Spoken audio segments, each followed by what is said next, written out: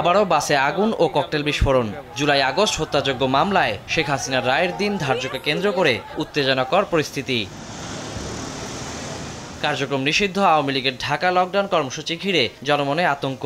এ পরিস্থিতিতে রাজধানীতে চেকপোস্ট বসিয়ে তল্লাশি জোরদার করেছে পুলিশ। গুরুত্বপূর্ণ স্থানে মোতায়েন করা হয়েছে 12 প্লাটুন বিজিবি। মোড়ে মোড়ে সতর্ক অবস্থানে আইনশৃঙ্খলা বাহিনীর সদস্যরা। সন্দেহভাজন কাউকে পেলেই চলছে জিজ্ঞাসাবাদ।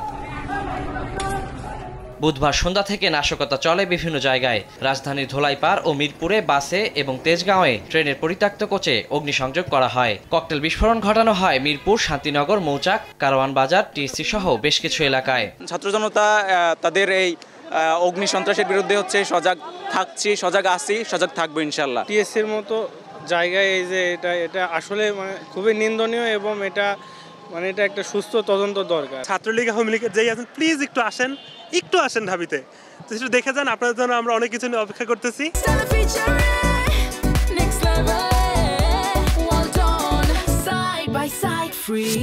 এদিকে মোহাম্মদপুর থানাধীন রায়ের বাজার বুদ্ধিজীবী কবরস্থান থেকে পরিত্যক্ত অবস্থায় উদ্ধার করা হয় 6টি পেট্রোল বোমা ও 4টি ককটেল। তেজগাঁওয়ে ট্রেনে আগুনের ঘটনায় আটক করা হয় 2 জনকে। আগুন লাগার পরপরই ওরা ওইখান থেকে দূরে পালানোর চেষ্টা করে। সন্দেহভাজন হিসেবে তাদেরকে গ্রেফতার করা হয়েছে। ওইখানে দাহ্য পদার্থের উপস্থিতি কেমন ছিল বা তাদের অন্য কারোর সাথে কোনো ধরনের কোনো কমিউনিকেশন ছিল কিনা, যোগসাজশ আছে কিনা, এই বিষয়টা আসলে তদন্তের পরে বুঝে যাবে। রাতভর ঢাকা বিশ্ববিদ্যালয় এলাকায় তৎপর ছিল ডাকসু নেতারা। 5 থেকে 8 আগস্ট ইনসাফের কথা চিন্তা কইরা আমরা একটা ফুলের টোকাও কাউরে দেই নাই।